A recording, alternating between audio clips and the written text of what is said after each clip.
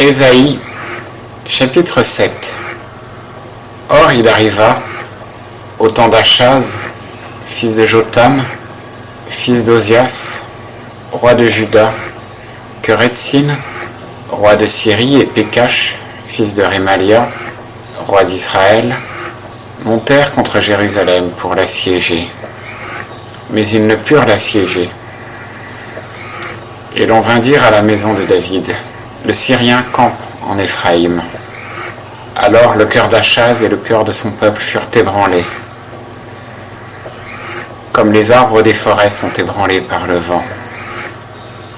Puis l'Éternel dit à Ésaïe, sors au-devant d'Achaz, toi et Jashub, ton fils, vers le bout de l'aqueduc du haut étang, vers la chaussée du champ du Foulon.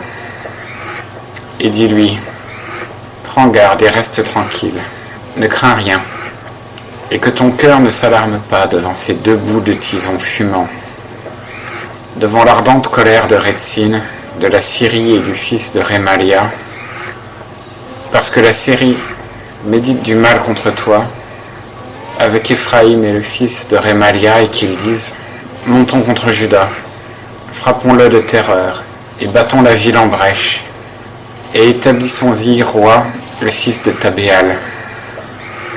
Ainsi a dit le Seigneur l'Éternel, cela n'aura point d'effet, cela ne se fera point, car la tête de la Syrie, c'est Damas, et la tête de Damas, c'est Rétsin. Et dans 65 ans, Éphraïm sera mis en pièces et ne sera plus un peuple. Et la tête d'Éphraïm, c'est Samarie, et la tête de Samarie, le fils de Rémalia, que si vous ne croyez pas, vous ne subsisterez pas.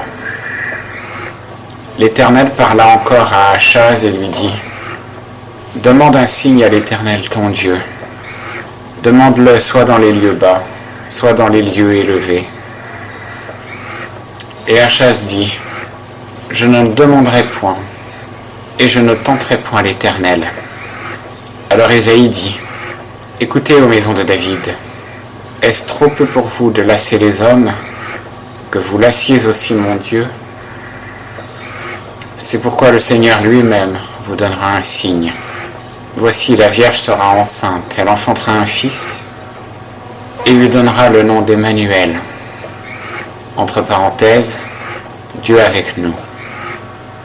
Il mangera de la crème et du miel, jusqu'à ce qu'il sache rejeter le mal et choisir le bien. Mais avant que l'enfant sache rejeter le mal et choisir le bien, le pays dont tu redoutes les deux rois sera abandonné. L'Éternel fera venir sur toi, sur ton peuple et sur la maison de ton père, des jours tels qu'il n'y en a pas eu de semblable, depuis le jour qu'Éphraïm se sépara d'avec Juda, savoir le roi d'Assyrie. En ce jour-là, l'Éternel sifflera pour appeler les mouches qui sont au bout des fleuves d'Égypte et les guêpes du pays d'Assur. Elles viendront et se poseront toutes dans les vallées désertes, dans les fentes des rochers, dans tous les buissons et dans tous les pâturages. En ce jour-là, le Seigneur rasera avec un rasoir qu'il aura loué au-delà du fleuve, entre parenthèses, avec le roi d'Assyrie, la tête et les poils des pieds, et il enlèvera aussi la barbe. En ce jour-là, chacun nourrira une jeune vache et 2 brebis, et elles produiront tant de lait qu'il mangera de la crème. Car tous ceux qui seront laissés de reste dans le pays mangeront de la crème et du miel.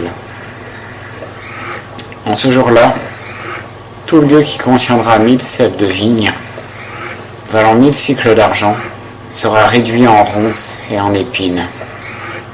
On y viendra avec la flèche et avec l'arc, car tout le pays ne sera que ronces et épines.